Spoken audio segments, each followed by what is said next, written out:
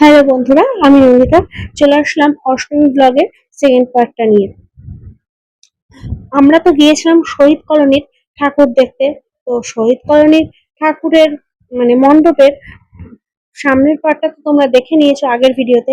এটা ছিল মণ্ডপের ভেতরের অন্দরসজ্জাটা। তো দেখে নাও বন্ধুরা, কি সুন্দর না মণ্ডপের ভেতরে অন্দরসজ্জাটা, আর ঠাকুরটাও খুব সুন্দর ছিল।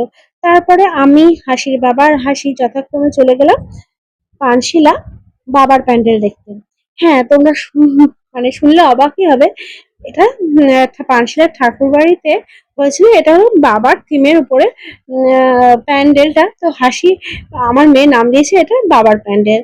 তো তোমরা দেখো প্যান্ডেলটা এত সুন্দর করেছিল না, বলার উপায় রাখে না, এত সুন্দরই করেছে।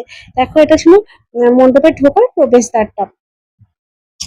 এরপরে আমরা যথাক্রমে লাইন দিলাম, লাইনে গিয়ে দাঁড়িয়ে এই যে মণ্ডপে ঢোকার আগে যেগুলো যেগুলো রাখা ছিল সেগুলো সব ভিডিও করে নিচ্ছিলাম তোমাদেরকে দেখানোর জন্য।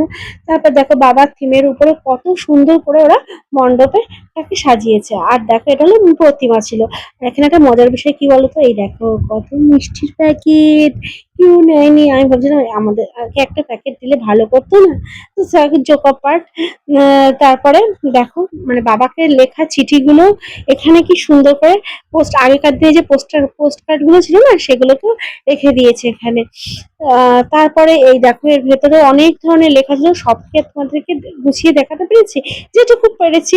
তোমাদেরকে দেখালাম বাবা কত কষ্ট করে সন্তানদের পালন করে, বাবা সন্তানদের লালন পালন করে যে বাবার কত পরিমাণ কষ্ট হয়। তারপর এই জিনিসটা দেখো, এইটা একদম অন্যরকম করেছে।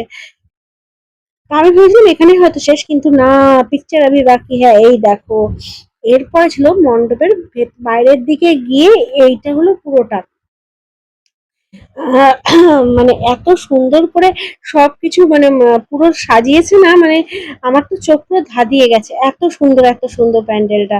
তারপরে এইখানে প্যান্ডেল দেখে আমি, হাসির পাপা, হাসি যথাক্রমে ছবি তুলে নিলাম।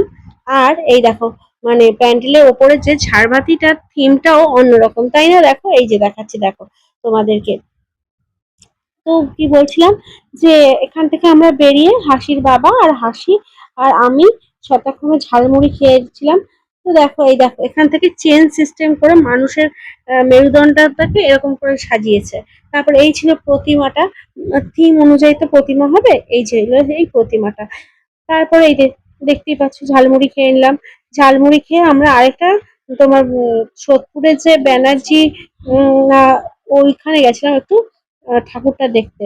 আহ, তারপরে বাড়িতে চলে আসলাম। বাড়িতে এসে পাড়ায় যে পুজো, সেখানে ধুনুচি নাচ দেখে আমার এই ছোট্ট মিনি ব্লগটাকে শেষ করলাম।